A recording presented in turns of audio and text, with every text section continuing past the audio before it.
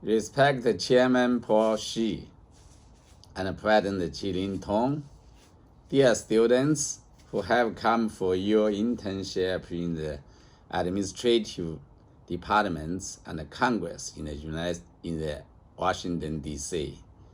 Ladies and gentlemen, I want to welcome you to this program to learn more about the mechanism of public service work in the United States government through the active participation and meticulous observation.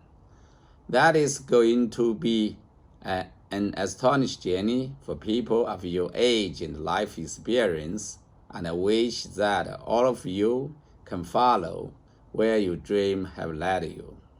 As an old man who has experienced the work in China's central government, publicly listed company, Chinese and American NGOs for almost 40 years, I have some ideas to share with you as a fertilizer for your growth.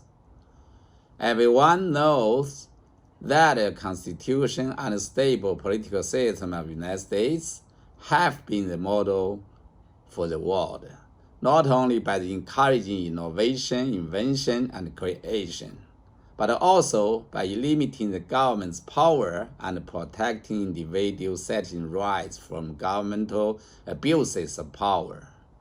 Therefore, we can see more liberty, equality, and justice in this land than any other country we come in contact with.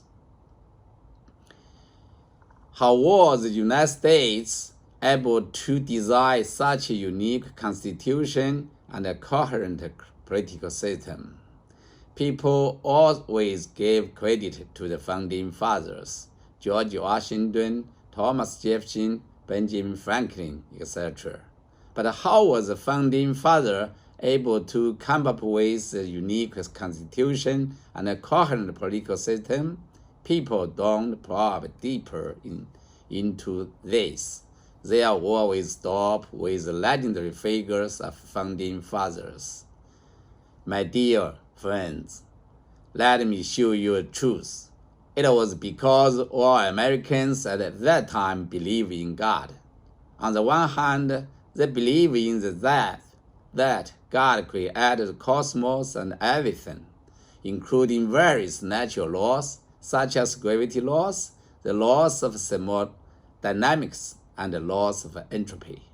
On the other hand, God created people inspiration and empowered every one of us to be free, allowing us to make use of natural law God created for scientific and technological advancement to pursue happiness. But people can also use the same natural laws to hate others and the world. Out of love for the very people He created, God gave us ability to understand a few fundamental principles as building blocks of our human society. The first, God empowered everyone with liberty. Second, liberty does not exist vacuum. On the other side of the coin is our obligations.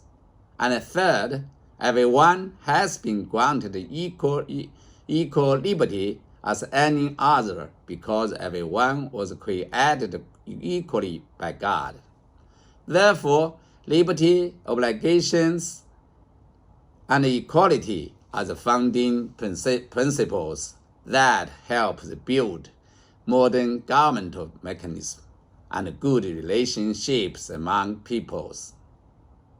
If we truly understand the liberty, obligations, and equality we have as humans, you will understand that public servants should represent God's other righteous principle, namely fairness and justice.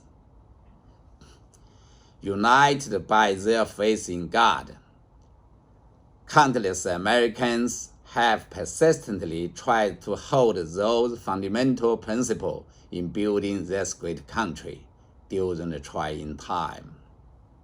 For example, from 70 cities to 70 50s, the Great Awakening preacher Jonathan Edwards resolutely launched the revival movement, and traversed cities and countryside, gave more than 600 speeches to the consolidated people's faith in God. The consolidating dated American faith in God was a rich soil in which the flowers of founding fathers' wisdom were planted. The righteous foundational principle underpinning the American Constitution and its coherent political system steered American politicians to the right understanding of people's liberty, obligations, and equality, so that they can help the government achieve the fairness and justice. For the last 4 decades, the concept of globalization has become increasingly popular. Under the tide of globalization, the world has become more diverse. People have become more tolerable towards other cultures. But unfortunately, at the same time, people have been departed from the God's faith and become more materialistic. People all over the world are spending more time on their cell phones instead of leading lives of faith. In the United States, more people are sustained only by money, but no longer follows God's guidance and protection. With this wave of secularization, people have increasing misunderstandings of fundamental principles of society and government. Extreme liberalism and individualism have become very popular. For example, people like to talk about rights without obligations. Politicians like to talk about entitlement. That should be free, that should be free. But nobody ever talks about who should pay. The economics professors like to talk about equality, but their equality seems to be a arithmetical average instead of the true equality. That kind of equality is actually unfair. In order to get more advertising revenue, the mass media has forgone its traditional role of public watchdog and has begun to openly encourage bottomless liberalism and individualism. In order to get more votes, politicians like to promise liberty without any obligation, free welfare without payment. Americans are facing the danger of becoming idle, harvesting without cultivating, entitlement from government without hard work. American government is facing the dangerous departure from the real fairness and justice of God's righteousness. Verified by the countless of human history, if depart from God, everyone focuses on speaking and always loses listening ability. Talking must be losing its community function, and it's become a series of declarations. I worry whether the United States will remain a great nation in your generation. If we don't put a stop to these trends of extreme liberalism and individualism without God's blessings. Now might be the right time for us to return to God. Under God's enlightenment, it might be the right time for us to pray for the ability to humbly distinguish our liberty, obligation, and equality, and society, and the capacity to understand that public service means helping the government achieve the fairness and justice.